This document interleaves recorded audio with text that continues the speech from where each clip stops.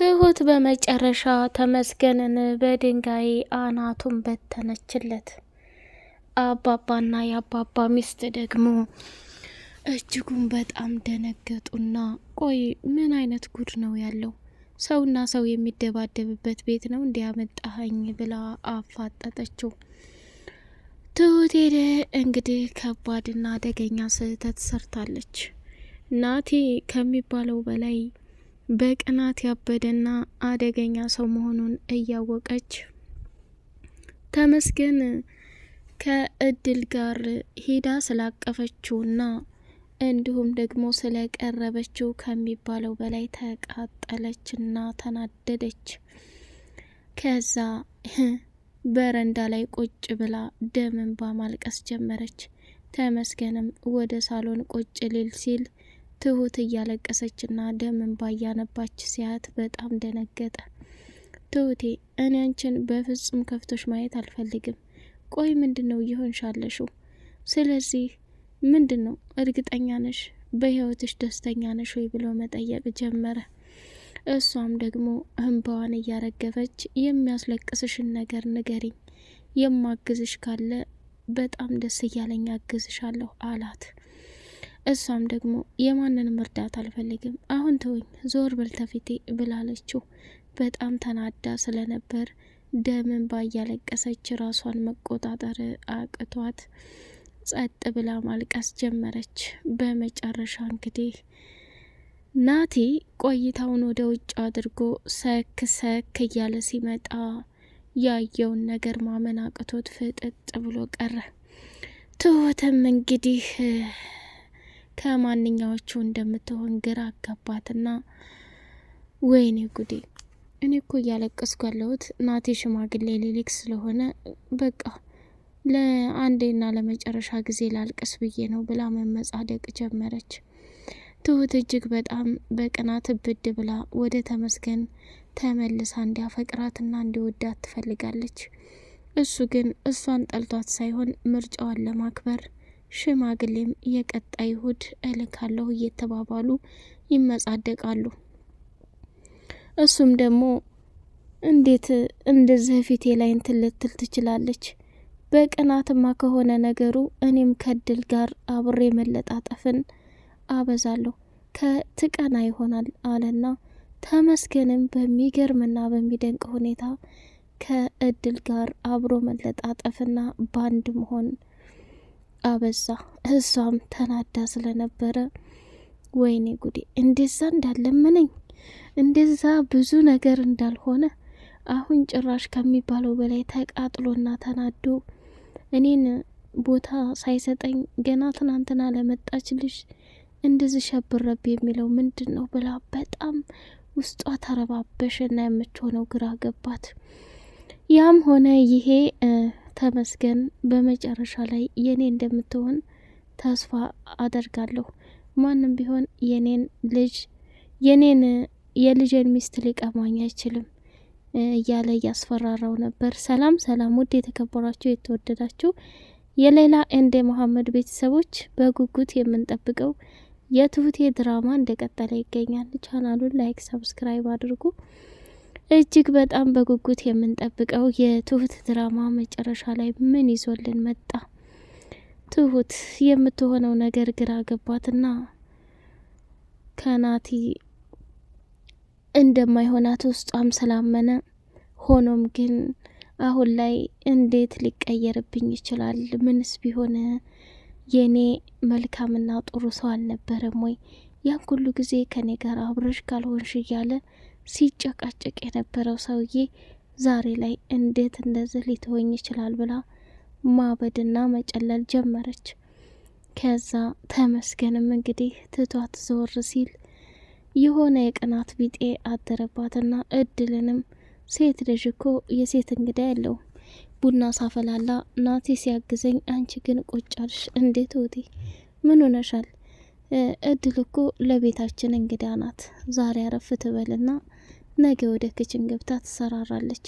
አባዬና ማዬ እየመጡ ስለሆነ ቤቱን ፏፏ አድርጉታል።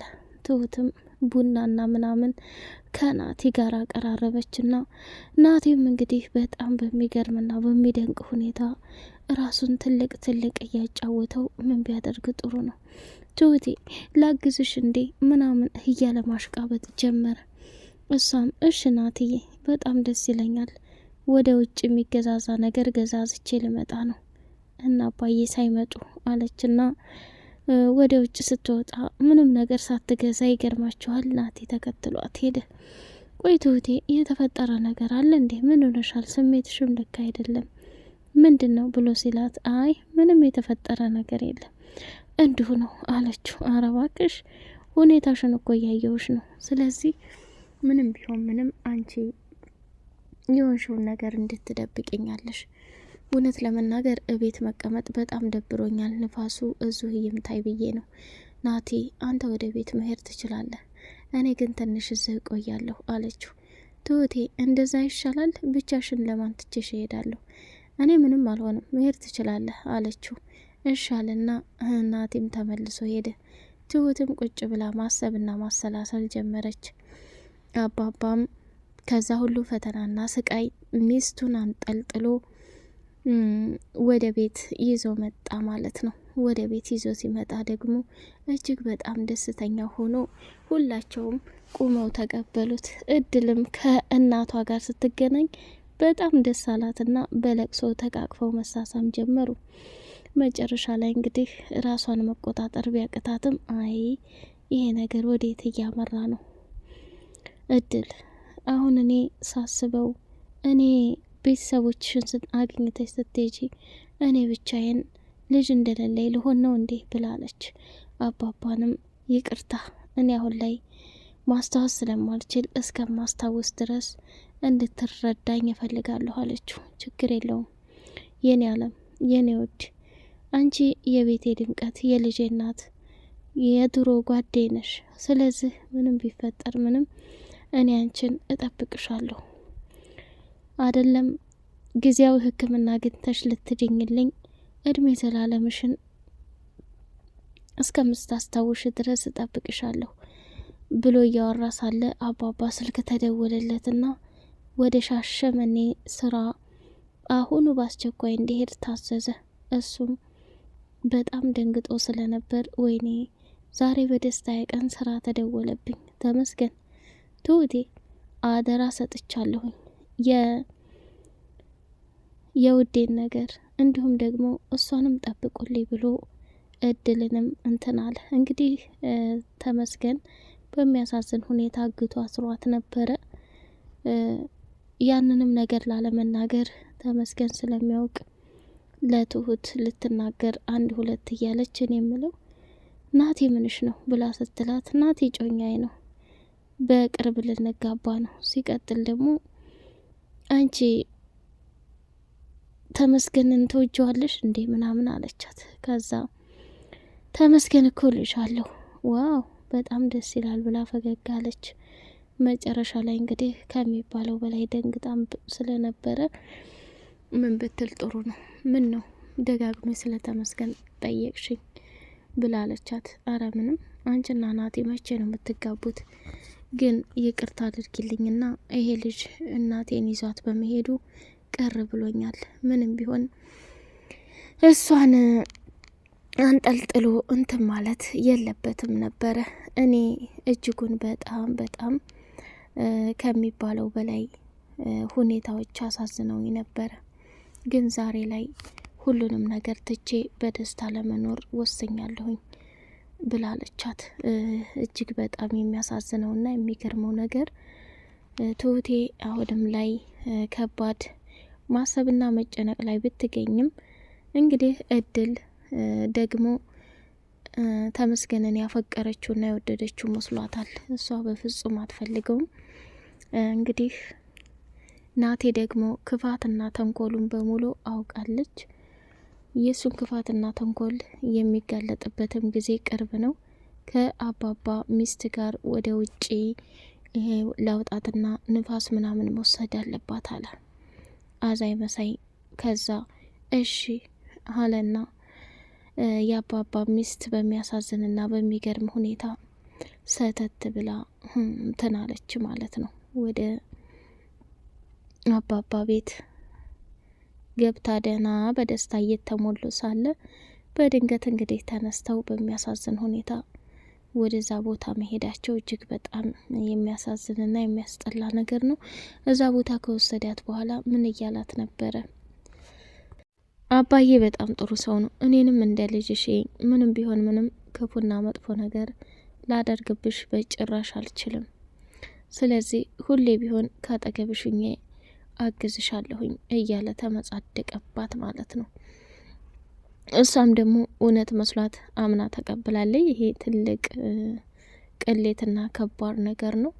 እንግዲህ በዛም ማለች በዚህም የተፈጠረውን ነገር ለመረዳትና ለማመን ቢከብዳትም የመጨረሻው ህመሟ እንግዲህ እንደውም ከዛኛው ልጅ ይሄኛው ልጅ ጥሩ ነው እያለች ብላለች ማለት ነው። የአባባ ሚስት መጨረሻ ላይ ከቶ ምን ተፈጥሮ የአባባን ሚስት ወይ ሕክምናውን እንዳትታከም ወይ ደግሞ የሆነ ነገር እንዳታደርግ ችግር ይሆንባታል ብለን ፈርተናል።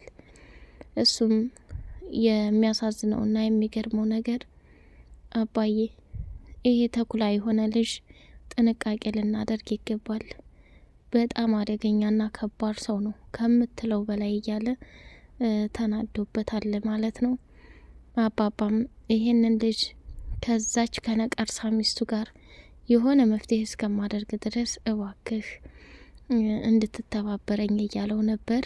ይገርማል፣ ያሳዝናል።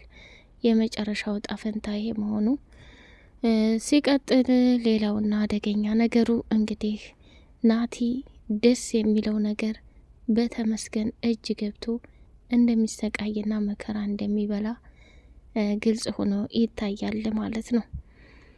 ተመስገን ለትሁት ሲል ብዙ ነገር እያደረገ ይገኛል። ናቲ ሲፈታተነው ምን ሲለው እሱን እንትን ለማለት ዋጋ እየከፈለ ነው ማለት ነው። ውድ የተከበራችሁ የተወደዳችሁ የሌላ ኤንድ መሐመድ ቤተሰቦች ቻናሉን ላይክ፣ ሰብስክራይብ እያደረጋችሁ አበረታቱን።